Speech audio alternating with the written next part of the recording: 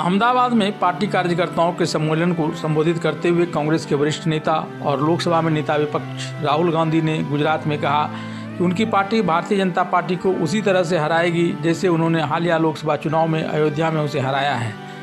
राहुल गांधी ने गुजरात की एक सभा में कहा कि भारतीय जनता पार्टी ने हमें धमकाकर और हमारे कार्यालय को नुकसान पहुंचाकर हमें चुनौती दी है।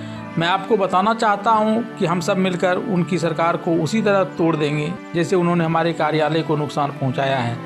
उन्होंने कहा कि मुझसे लिखवा कर ले लीजिए कि कांग्रेस गुजरात में चुनाव लड़ेगी और प्रधानमंत्री नरेंद्र मोदी के नेतृत्व वाली बीजेपी को गुजरात में वैसे ही हराएगी जैसा कि इसने अयोध्या में बीजेपी को हराया था।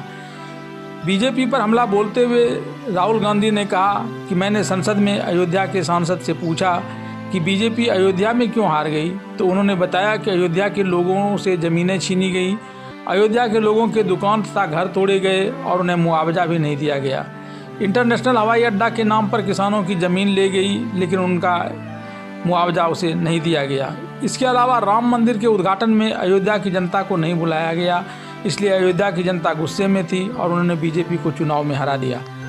राहुल गांधी ने कहा कि कांग्रेस गुजरात में जीतेगी और इस राज्य से वह एक नई शुरुआत करेगी। अहमदाबाद के पपाड़ी इलाके में कांग्रेस के प्रदेश मुख्यालय राजीव गांधी भवन के बाहर 2 जुलाई को कांग्रेस और बीजेपी के सदस्यों के बीच झड़प हो गई थी। राहुल गांधी ने इसी घटना का जिक्र करते हुए प्रधानमंत्री नरेंद्र मोदी की बीजेपी की सरकार को तोड़ने वाली बात कही थी। पुलिस के अनुसार दोनों पक्षों में पथराव हुआ था, जिसमें एक सहायक पुलिस आयुक्त सहित 5 पुलिसकर्मी घायल हो गए थे।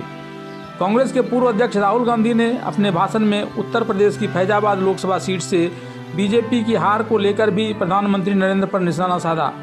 राहुल गांधी ने कहा कि अयोध्या के लोगों को गुस्सा तब आया जब उन्हें पता चला कि राम मंदिर के उद्घाटन के लिए अयोध्या के एक भी व्यक्ति को आमंत्रित नहीं किया गया है। उन्होंने दावा किया कि प्रधानमंत्री नरेंद्र मोदी अयोध्या से चुनाव लड़ना चाहते थे, लेकिन उनके सर्वेक्षणकर्ताओं ने उन्हें ऐसा करने से रोक दिया और कहा कि अगर वे यहाँ से चुनाव लड़ेंगे तो वे चुनाव में हार जाएंगे और उनका राजनीतिक कैरियर भी खत्म हो जाएगा।